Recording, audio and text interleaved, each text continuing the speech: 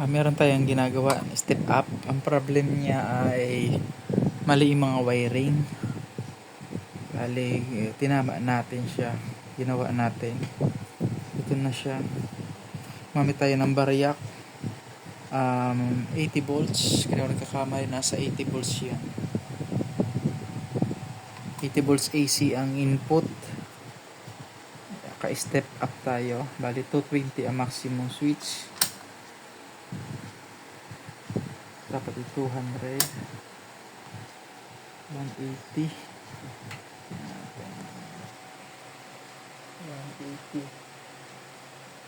ang taas.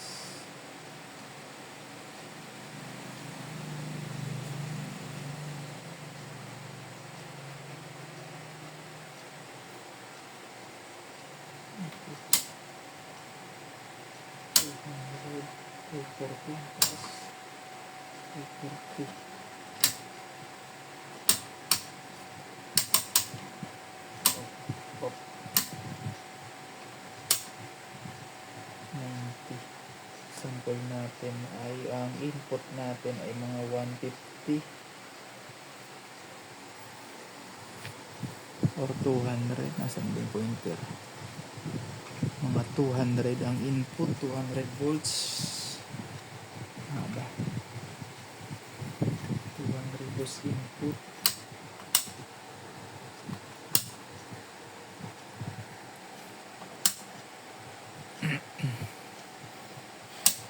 Yan, hirap talaga magamit ko. Dapat paggamit nito, meron kang voltmeter, kasi pag once tumaas ang supply input, tataas din ang output. Kaya nito, kung 220 na siya, ito 20 natin, kung 220 na siya, 225, maabot na siya ng 245. Kaya mababa na naman tayo. Okay lang na kung mababa. Ipalagay natin mga ilan yan, 150, 175, 150, 150. Okay lang kung mga 150 ang input supply, kasi nakokontrol pa natin. Ayan, ka 220 siya. Ang input natin ay 150. Sira na din ito ang voltmeter, papalitan natin.